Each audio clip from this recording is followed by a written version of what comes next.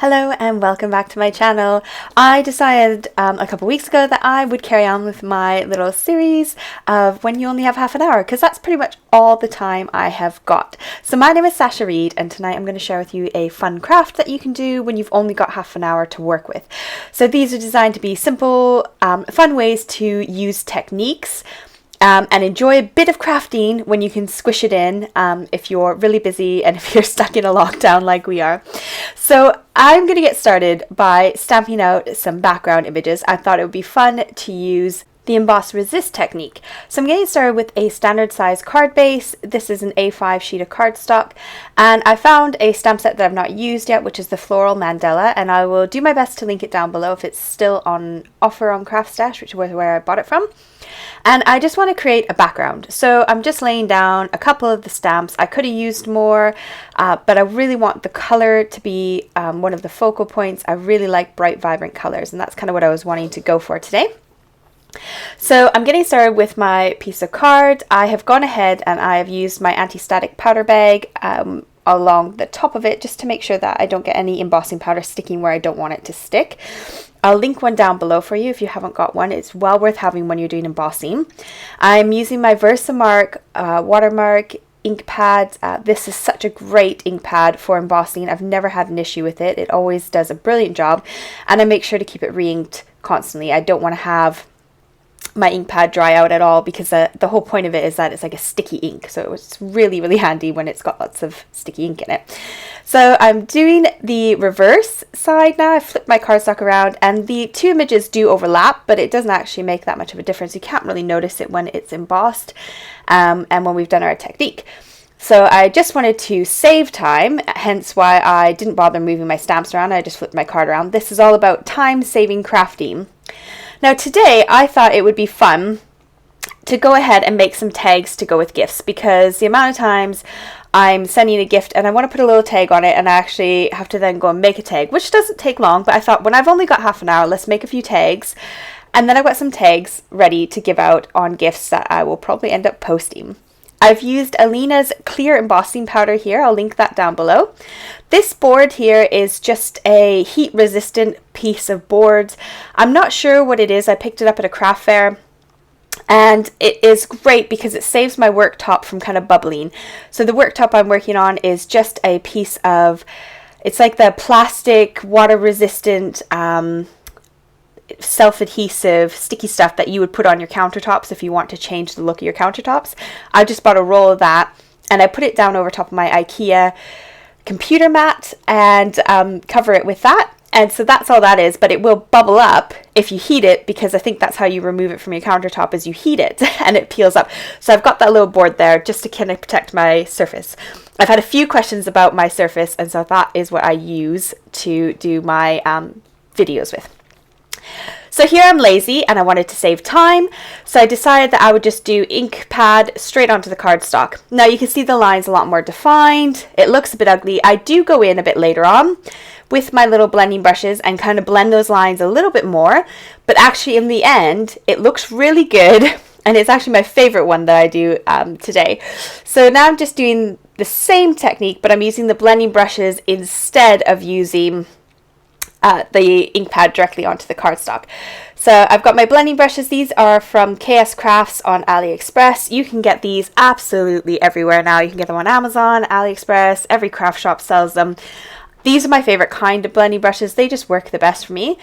So all I've done is I've gone heavy from the left and the right into the center. I've tried to kind of go a little bit heavier in the center and then kind of blend it into the other two colors. So I love how this one blended out. And you can see the little area, the embossed area in the middle, and how that kind of pops out. So you can see the difference here if you're lazy and use the ink pad directly onto the cardstock, or if you go for a little bit more effort and use your blending brushes, which takes a bit more time. And I use my microfiber cloth just to kind of wipe off the embossed area a bit. Is a dry microfiber cloth. This is my homemade spritz spray. It's I'll link the video down below to when I made these, but it's basically mica powder and a bit of gum arabic in there to kind of make it stick a bit, the glitter. And all I'm doing is spraying it with the glitter spray, and then I sprayed a bit of water as well, and then I'm picking it up with my microfiber cloth, because Distress inks are water reactive, so you can create a really cool pattern. So now I'm just going ahead and blobbing on some bigger dots. I wasn't liking the sort of spray look as much as the dots. And then I'm just going to lightly dry it because I did make the cardstock quite a bit wet. And here you can see it all dried and the effect that you get from the water reacting with the inks. And it's really pretty because there's lots of shimmer. So that one is my favorite one in the end. I've got this new hole punch from Hunky Dory, which I picked up on Craft Stash, I think about a month and a half, 2 months ago. And it is 3 sized tags. You can either do 2.5 inches, 2 inches, or 1.5 inch. So I'm cutting them to the biggest size, which is 2.5 inches. And I'm just cutting it straight down the long length so that I've got a nice sized length tag. That makes sense. I'm just going to go ahead and punch the top. It is quite thick cardstock, but it punches really nicely. And you can see that lovely edge there you get on the tag. So I just wanted a nice decorative edge on my tag. And that's why I'm using this punch. Now you could just go ahead and chop the corners off and use a hole punch and punch a hole. It doesn't need to have a fancy end, but I have this punch and I wanted to use it. Right, this stamp set also comes with thank you and happy birthday. So I got my little jar of strips out that sits on my desk and found a bunch that are roughly the right size. And then I used my stamp platform only so that I could line up my stamp in the center of these strips. Because I don't know if you're like me, but I'm really, really rubbish at using a pair of long scissors and cutting a straight line. And I didn't want to have to waste new cardstock, and I didn't want to have to use my little trimmer, so I just thought I will take the painstaking effort of using a couple minutes to line it up on the stamp platform to get it exactly where I wanted, rather than cutting it and stamping wonky possibly. So that probably was the most time consuming bit of the whole day, was just stamping those little sentiments out. But I wanted to have happy birthday and I wanted to have thank you, and those little stamps worked perfect. So now I'm just going to kind of jazz up the tags a bit. And this is the simple, easy bit. I've got this jar where I save all the little scraps that I've got from projects.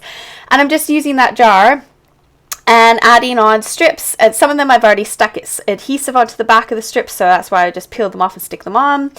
And again, I'm just using up scraps that are lying around to decorate it with. So I had a lot of fun in this technique.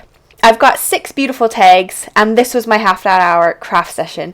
So if you've got half an hour, why not make some tags out of your scrap cardstock or whatever you've got lying around? Use what you've got on your desk. This is my little jar box of sentiments. I've got lots of sentiment strips from my Tailored Expressions dies and stamps. I got that Alina thank you die there that was left over from a project. And I've got some tulle. This tulle is from AliExpress as well. I get pretty much all my embellishments from there. It's nice and cheap and usually free shipping. So I've just gone ahead and got that out my stash and decided to decorate the tops with some tulle. I did 2 of them for the video, and I will go ahead and add more on at a later date, but I just thought I wanted to share with you what they look like when they're kind of finished. And this is my oopsie, of course, wouldn't be a video without one. I just stuck my hands in my Nuvo drops. So I went and stuck those down, and then I just put my hand right in it because I'm just not with it. I think I had The Simpsons on. I was paying more attention to that. Okay, so I've gone and fixed those Nuvo drops. What I would do alternatively is I would go ahead and wait for them to dry and then just scrape them off with my craft knife and then cover them up with new Nuvo drop blobs. And that's the quickest way to kind of cover up an oopsie if you do have that smudge mishap. So thank you so much for joining me today. I look forward to seeing you tomorrow night for some Saturday night crafting. We'll be doing a new fun technique, and I can't wait to share it with you. Please don't forget to subscribe, and again, I'll see you tomorrow night. Bye!